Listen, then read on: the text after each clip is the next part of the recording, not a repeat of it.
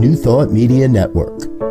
We are a global broadcast network of positive music, media, and entertainment, inspiring humanity's evolution along the journey of enlightenment and creating a world of love, peace, empowerment, and prosperity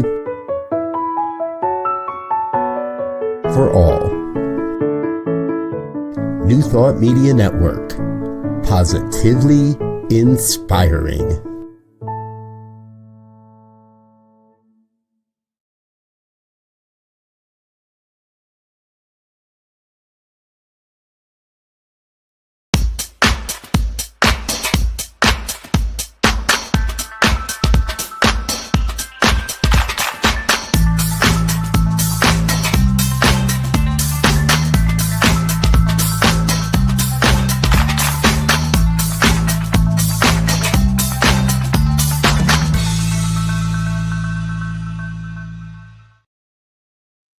Why, hello there. It's me, yes, me, Bonnie Gonzalez, your doula for grief. I just want to say welcome. Thank you for joining me, whatever time it is, day or night. Know that it's the right time for you and I to be together. So what I want to ask you is for this next, our time together, why don't you just make this time about you and for you? Grab a cup of coffee, a glass of tea, a glass of wine, whatever does it for you this time of the day, and just settle in and make this about you and for you. And also feel free to drop a line or a comment. I would love to have your questions. And even if you're watching this later when we're no longer live, if you send a question or a comment, I still receive that and can answer it. So know that I am here for you. And I want to start with, I want to read a little something about grief. And I've read this before because I think sometimes we get confused about what is loss, what is grief. And I want to say loss is what we experience and grief is what we feel. And grief is just an emotional response to a loss. And believe me, we suffer a myriad of losses. The first thing that comes to mind is the loss of a loved one. And yes, there is no bigger hole that you'll ever have blown through your heart than the loss of a loved one. And with that said, though, with saying that, what about a divorce? What about a loss of a friendship that you've had a friend for a long time and lost that relationship? What about a geographical move, where you're now suddenly in a different location and the whole rhythm of your life has changed? And then we can go on to a loss of a job, health, illness, mutilative surgeries that leave your body totally different than what they were prior to that surgery. So just know that we suffer so many tremendous losses in our lives that we don't even stop to unpack and feel. Well, the one that I can think about most recent was 2020 with COVID, with all the lockdowns that happened. There were so many losses that occurred that we as a society haven't even had time to unpack the things that we've lost. Even there's lifestyle losses with that as well, or friends. And I know some of us lost friends during COVID, but even if you didn't lose a friend, there were still some shifts and changes that happened in your life that your life just did not go back to the way it was before. So I do have a special guest, and before I bring her on, I'm just going to read you this about grief, and we'll get her insight, and we have other things we'll discuss as well. But I thought this would be a good time to have this reminder of grief. This is by Mark Matusek. And he says, grief may be the greatest healing experience of a lifetime. It's certainly one of the hottest fires we will encounter. It penetrates the hard layers of our self-protection, plunges us into the sadness, fear, and despair we have tried so hard to avoid. Grief is unpredictable, uncontrollable. There are no shortcuts around grief. The only way is right through the middle. Some say time heals, but that's a half truth. Time alone doesn't heal, but time and attention heal. In grief, we access parts of ourselves that were somehow unavailable to us in the past. With awareness, the journey through grief becomes a path to wholeness. Grief can lead us to a profound understanding that reaches beyond our individual loss. It opens us to the most essential truth of our lives, and that truth is of impermanence, which is the cause of suffering and the illusion of separation. When we meet these experiences with mercy and awareness, we begin to appreciate that we are more than the grief. We are what the grief is moving through. In the end, we may still fear death, but we don't fear living nearly as much. In surrendering to our grief, we have learned to give ourselves more fully to life. As I said, that's by Mark Matusek. So just wanted to hold that about grief, that it is a transformative power. And I feel that nothing turns or amplifies our grief more than moving through the holidays. And so today, my special guest and I will talk about grief, how we can navigate the holidays. So I think it's time to bring on my special guest and dearest friend, and that is Dr. Reverend Davis Jones. Did I say your first name, Deborah? Reverend Doctor. I was doing too many Reverend Doctors. Reverend Davis Jones, but I lost my own train of thought. But thank you, and Deborah and I have been co-hosting some shows here lately, and so we'll continue that, especially through the holidays. Deborah, how are you today, and what do you want to say? I am well. I wish I had the profound things that you have. No, for the ability to find profound things. And today I probably would have, except I had this impromptu brunch at my house, and they're still here. How exciting! We'll say wonderful things about them. But I guess it's a good way to start the holiday season. So I'll just say greetings and personal privilege. I'm so glad to have my friend back home. Yes, we're back together, as Peaches and Herb would have said, reunited. I'm back in town. Deborah, well, thank you so much for your yes, as always. And as we've discussed, and we had this 2 weeks ago, that we talked about navigating grief during the holidays. Because some people that I know, and I'm one of those, that we think of the holidays and it's like, oh, can I just get through this? Can I pull the cover up over my head and just wake up on the other side, have it New Year's or post Super Bowl or whenever your holidays finish. So any thoughts around that, Deborah, about why and how holidays can be difficult for people? Well, I think it's difficult for a lot of reasons. First of all, it's a time that everyone puts on. It's a time of celebration and fun, and we're supposed to be jolly, and we're going from place to place and house to house, and we're just everybody's supposed to be so happy. And then another thing that they around the holidays is a tradition, and traditions are well, I always say traditions are what live people do to keep dead people happy, but. Well, they're still with us, so yeah. Sometimes they get so involved in traditions and the way they used to be, and if the person has experienced loss, well, you have to develop new traditions, and so I think this time is a time where you really can feel the difference of someone not being there who was once there, even if it was some years ago. But Oh, because you think back on those traditions, and so all this time, and you're watching people saying chestnuts roasting, and then you're just supposed to be man. jolly, and so sometimes it's very difficult because this is the time where people are supposed to be jolly.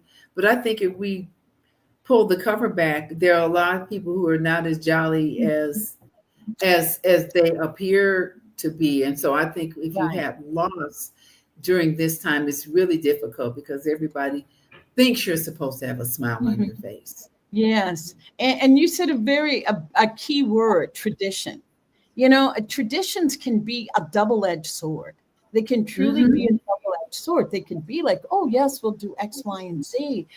But I feel that traditions sometimes prevent us from asking ourselves, what do I want to do today? Maybe I want to go to the zoo, or maybe I would just want to go for a long ride in the car. Maybe I don't want to sit at the table and break bread with family and friends.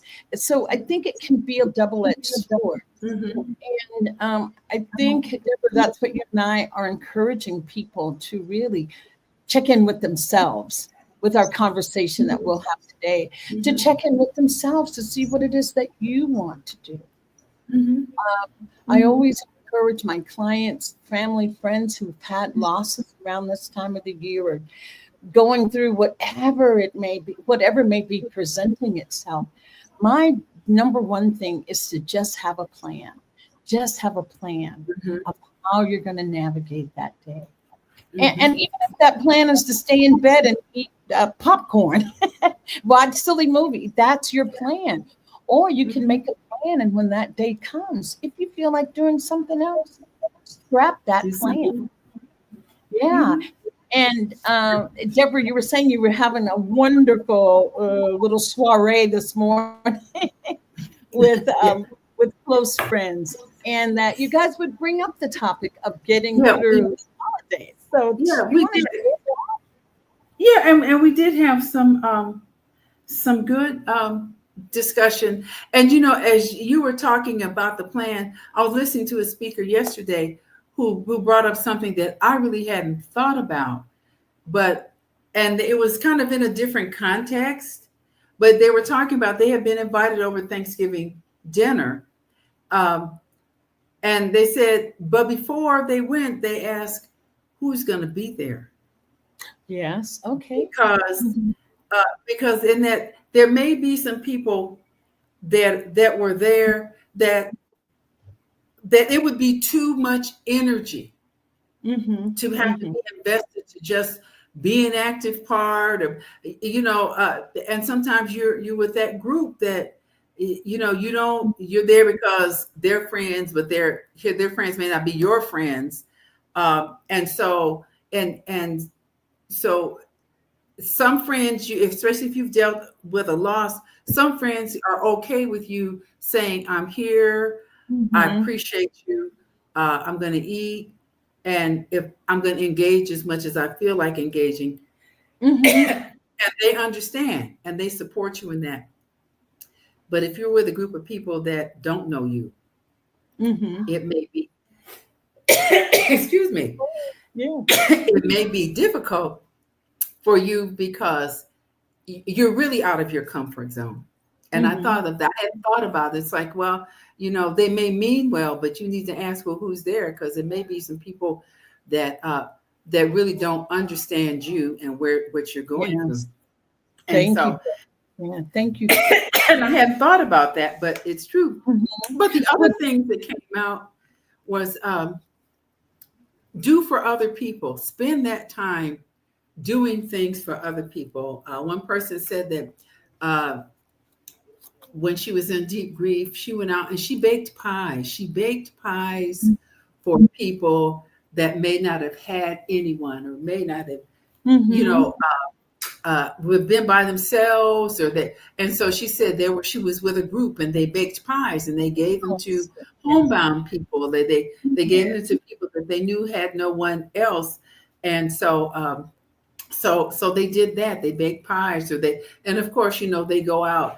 People go out and they feed the homeless. They do Oh, those yeah. kinds of things. But to get out of grief, to move the focus from from where you are to helping someone else. Another thing.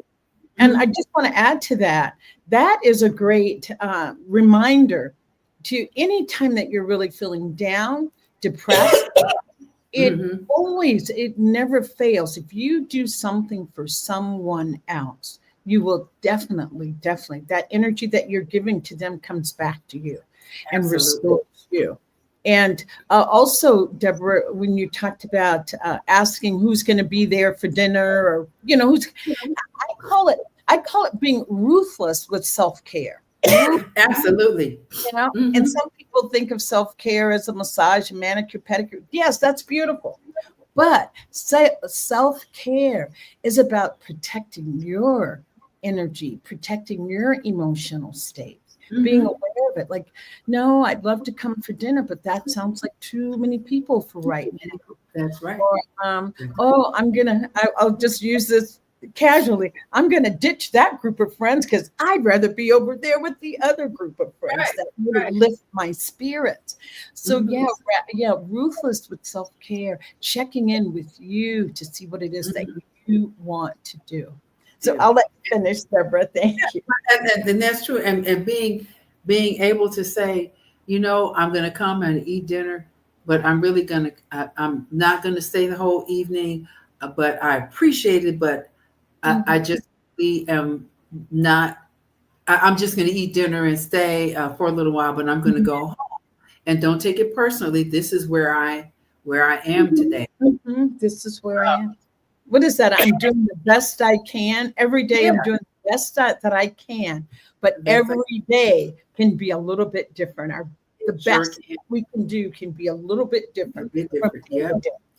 Another thing that they talked about was going around community, your community. That's what today, what we actually have a 38-year-old here. What does that look like? Could you get a snapshot? I know, young, no gray hair. Did you take a picture of that? I know. But his insight was, in fact, he's the reason we had this gathering here. He ended up inviting on this. But he's the reason for the season.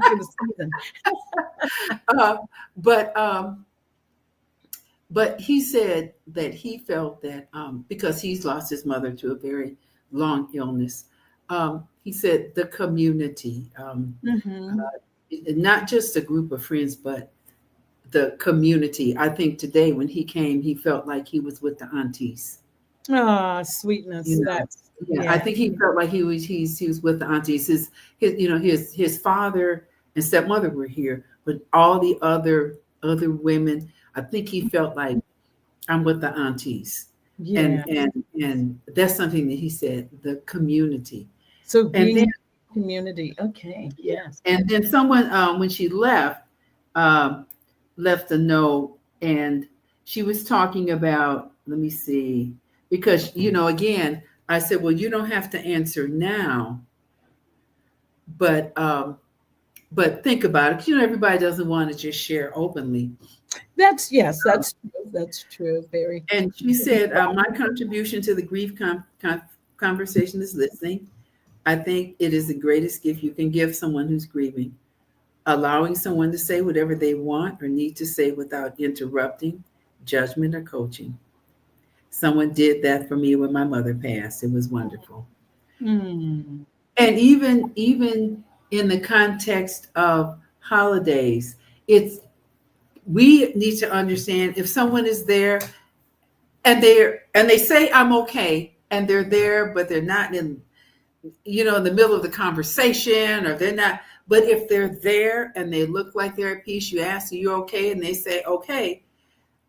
Then just let them be there. Just let them be there that day, and let them know when you feel like being in the conversation, you can be in the conversation. But there are times that you might just want to be around some people, but you don't want to engage. Sometimes it's just entertaining. Just watching. It's a distraction. What do they call that? A diversional activity. It's a distraction. And maybe you don't want to be involved in the conversation, but you like listening and paying attention to what people are I'm saying. telling you, because the conversation here, I could have sold tickets. Oh, wow. Who missed You that know, opportunity? Yeah, Or well, just filming. yeah, just people. And then now, and then another. See, I'm just going to be personal, but one thing that really makes my day, and we always laugh, is your husband.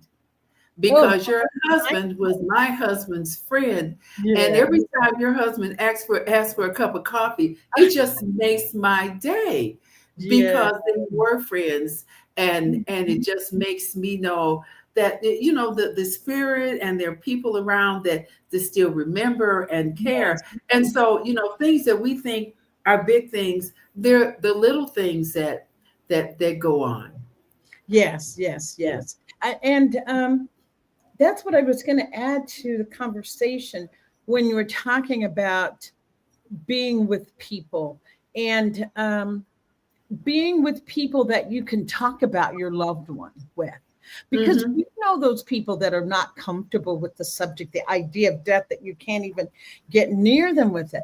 So choose those people that you can talk to, that's comfortable, that we could talk about Ralph on Thanksgiving Day. Though I didn't meet Ralph, but Tito, met Ralph, and we could still share those kinds of, good times and good memories. And I also want to add that if you are not the person in grief, please reach out to someone that may be in grief. Please reach out. My tagline is, we can't do grief alone. We really can't. Deborah talked about that, about being in community. So if you know someone, reach out. And I want to add this, because Deborah said that. You talked about this, Deborah, that if you're going to be with someone, be 100% present. I say, give yourself permission. If you know that I can't go to Barbara's house and talk about, her dog Daisy that died last month, I just can't do it. Don't go. Don't go. There's nothing worse than showing up physically, but not being there emotionally. So take care of yourself and do what you can to help someone else. Do what you can when you can. I just wanted to pop that in there. That's so true. Just be present, and for goodness sake, put the phone down. Are you talking about the cell phone or the old landline? What you're talking about? Because and when you were talking about just being present, and as you're talking, or you just being with someone, and you got to check on your phone, you got to scroll on your phone and check on the thing, and it's like, well, you know what? If it's that important, perhaps you should not have come, or what you're going on, because like you were saying, when you're with someone, be present. Yes. And be present. Yeah. And I want to emphasize too about being present. I want to talk about just for a second about people say, well, I don't want to call Deborah. I don't want to go over because I don't know what to say, and I don't want to make her feel worse, and she's already feeling. I just want to assure people that you never underestimate the power of your presence in someone's life, just the power of their presence. And when people talk about they don't know what to say, you don't need to say anything, because there is nothing that you're going to say that's going to make them feel better about their loss. But just to know that someone else cares, that is the healing balm. That's what starts the healing balm, to know that someone else cares. So don't worry about it. Just and I have found that another thing, especially this time of year, is and I lost my train of thought. Time of the year, you said one thing, and I was just talking about being present. Right. After, when you first have a loss, everyone is there. Mm. Everyone Oh, is there when you first have that loss. And I think it's important, especially this time of year, if they experienced the loss a while ago, especially after everybody's gone home and gone back to their life. And then that person is there or you're there.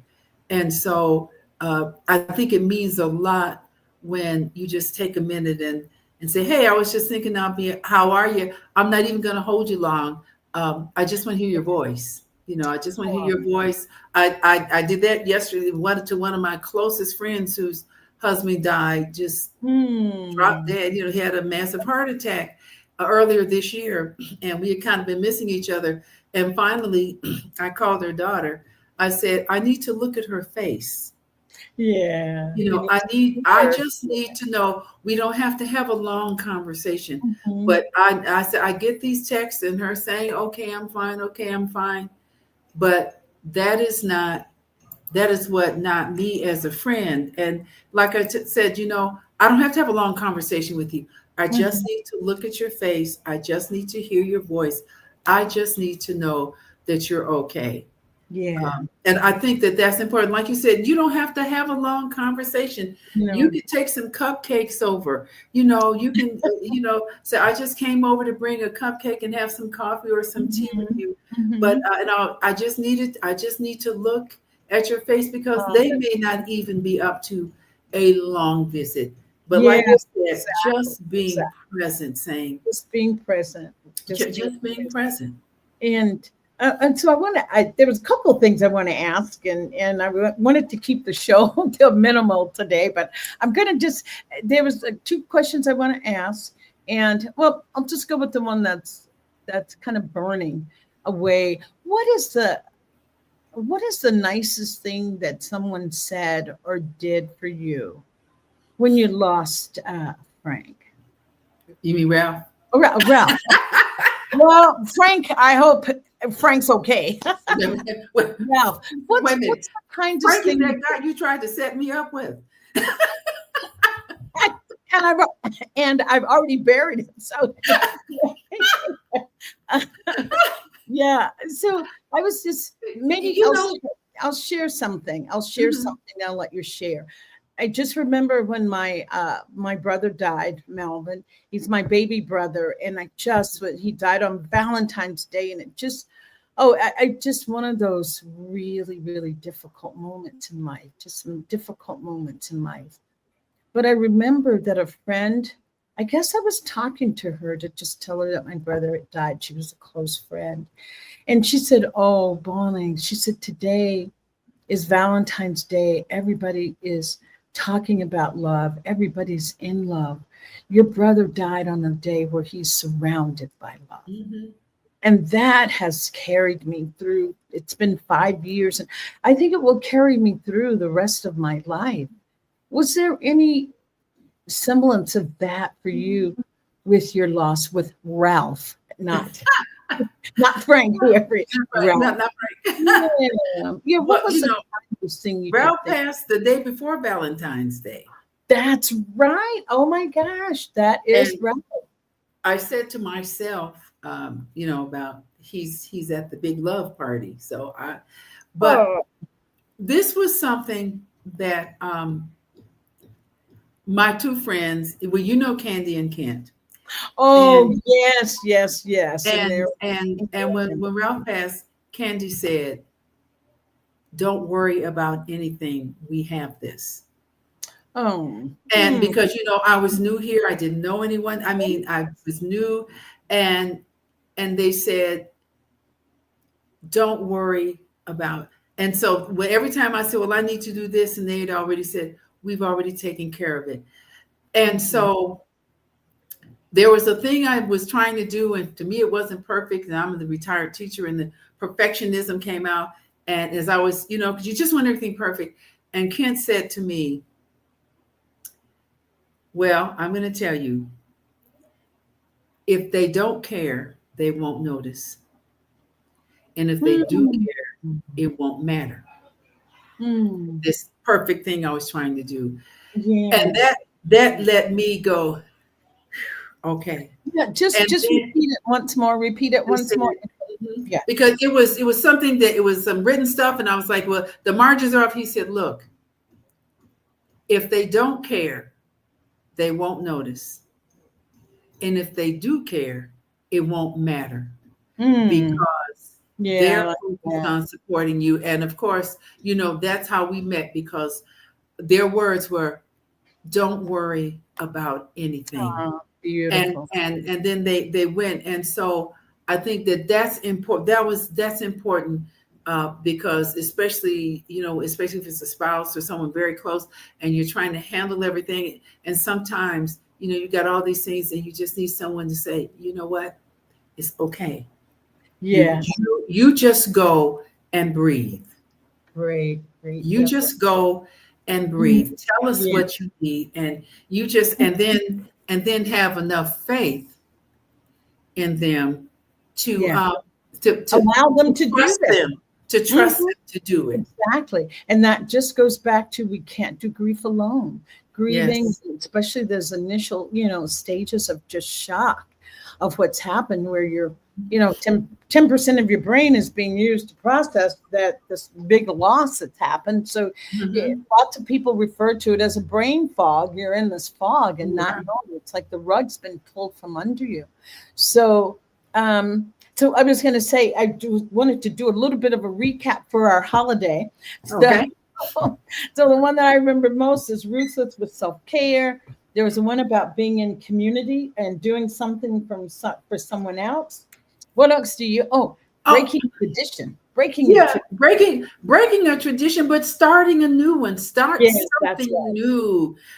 Start something new that because life does go on, and so think of something that will embody that loss. But also, this is how we're going to celebrate this. And so start a new tradition. Maybe something you have been thinking about doing, or the two of you had said that you were going to do. You just never got around to doing it. And so I would say start a new tradition. Or start a new tradition. And how about renewing for yourself what you want to do moving forward? Because this is that time of the year that we start to reflect. So what can you do to renew your life? What goal, what hopes, what dreams do you have that you can use the energy of that to boost through the holidays? That is so true, because within our faith tradition, this starting Sunday starts a time called Advent, and Advent is likened to being your 9th month of pregnancy. Right. Because in your 9th month, you're beginning to say, this is a new life that's coming. And so how do I prepare for this new life? And so again, like you're saying, it's that time to really stop, and especially this holiday season, reflect on what's important. Reflect on what's really important for you, and like you said too, make a plan.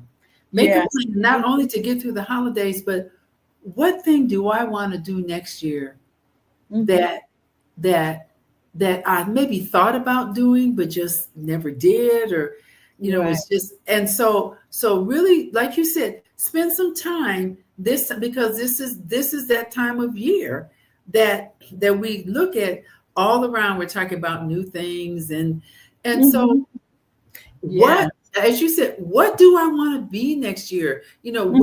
Where can I fit this important part of me, but that is lost? But how can I put this in my life and to make my life better? Because it was a part of me. But how can I do this next year or the year after? Because life has gone on, but that loss is still very much a part of you. And I love that, just being renewed, a renewal. And I'm gonna just do a little bit of a plug. I'll ask Joe to just show the book. I wrote a book this year, and it's called Blindsided by Grief.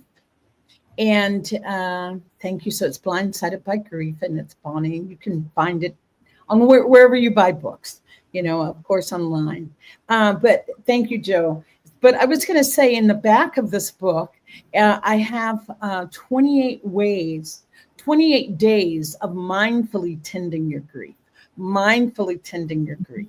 And Deborah, you triggered this just now with that thought of 2 for next year.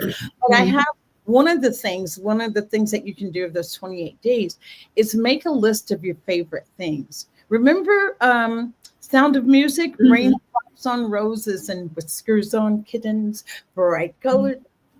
Anyway, making a list of your favorite things. And when you're feeling down, look at that. Choose something from that list of favorite things that can brighten your life. So the best time to do this is when you're feeling good, not waiting for when you feel because it's going to be harder to come by. So anyway, make a list of your favorite things and have that to help you move through this holiday season. And I just say, expect the unexpected. Don't even have it like, wow, I shouldn't be feeling like this. It's the holiday. Oh, so many people. I love this when people say, oh, but you've got so much to be grateful for. It's like, I didn't say I didn't. So just accepting, yes, being in acceptance for what is. And I think we've given our audience some things to contemplate and to jot down and come back to. And is there anything that you'd like to say on closing, on getting through the holidays with our group? Just enjoy your life. And to say, sometimes when people give you advice, you just go, thanks, and don't internalize it. Don't internalize them, because everybody has I always say, opinions are like noses. Everybody has one. Each nose has 2 nostrils, and so they have 2 opinions about how you need to deal with grief.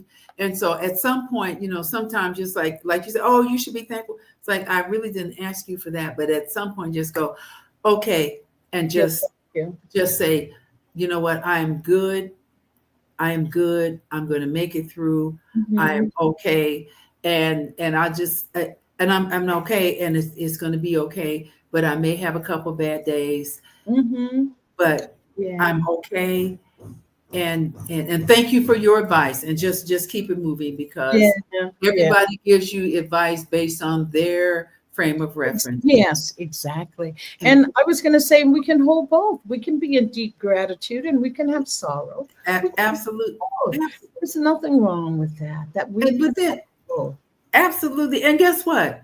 It's okay, even in your grief, to smile and to feel good about yourself, about your life, because what is the 5-step program talks about the serenity prayer. 12-step program. Yeah, 12-step program. Okay. And what you can change, what you can't not, and the wisdom to know the difference. Yes, exactly. Change it, accept it. But when you start feeling it down, start remembering the good things. Yes. Thank you, Deborah. Start remembering the good things. Remembering the good things. Oh.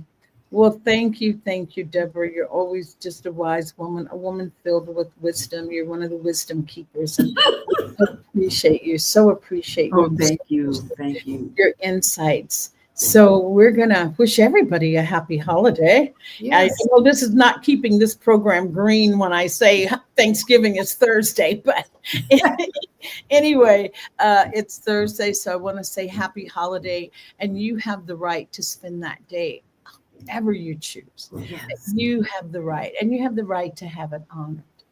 And start by honoring yourself by saying, what do I want to do this day? Just one last thing. I'll ask Joe to just put up, I am offering a retreat here in Mexico. It's starting February 14th through the 17th, and it's Hearts and Healing, and it's a grief relief retreat. So go to my website and you can check it out and give me a call. if you're ready to heal your heart that's in grief. Thank you, Joe. So, Deborah, thank you so much for, as I said, your insight. And when you're just talking about being happy, we have that right to be happy. So I want you, each person, after you turn the program off, I just want you to go to the mirror, and I want you to look yourself in the eye. I want you to look yourself in the eye and say, what do I need today? What is my grief asking of me today? So what do I need today? And whatever comes up, honor it. Know that you are so worthy of moving through your grief, moving to that place of renewal and rebirth. So do that for yourself. You are worthy. And with that, I say namaste. Thank Deborah for being here. So ashe, amen. I think and so it is, and so mote it be. Hasta la vista. So long. All righty. Ciao, ciao. Thank you, Deborah. Bye. Ciao.